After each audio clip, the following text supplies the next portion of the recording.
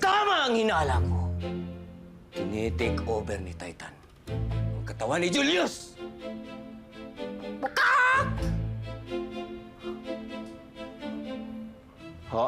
Ang ibig sabihin, dahil sinasabi mo na paboritong mong manok si Titan, magiging manok ang kaisa-isa mong anak na si Julius. May sumpang nagkaganap. Bakak! Tay, kailan mo sinabi yan?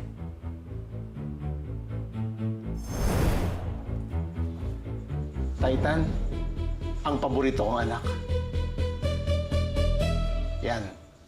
Hindi, sinabi ko lang yan dahil ganun naman ako sa lahat ng manok ko eh. Ganun ho ba talaga? Magiging manok ang anak ko dahil dun lang? May kaakibat pa yun. Ha? Ano po?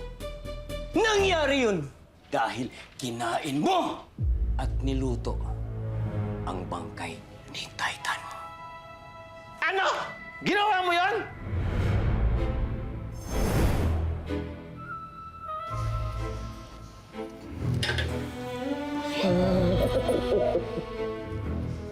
Dapat lang sa'yo yan.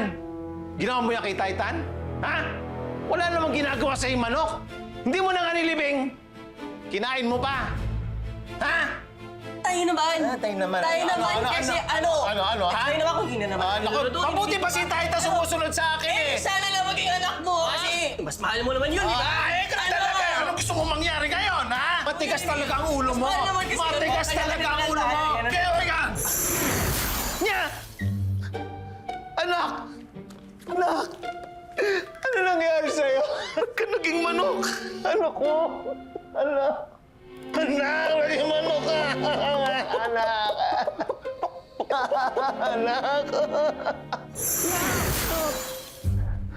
Anak, naging tao ka na! Naging tao ka na! Anak! Magtigil kayo! Kailangan nyo malaman na hindi pwedeng lumagpas sa 24 hours na maging manok si Julius. Dahil kung hindi, magiging permanente ang pagiging manok nito. Hindi po pwede yun! Ano ba dapat gawin? Para matigil ang sumpa at hindi tuluyang maging manok si Julius, ay kung tunay at bukal sa puso na magiging magkasundo kayo mag-ama. Yun lang. Gagawin namin yun!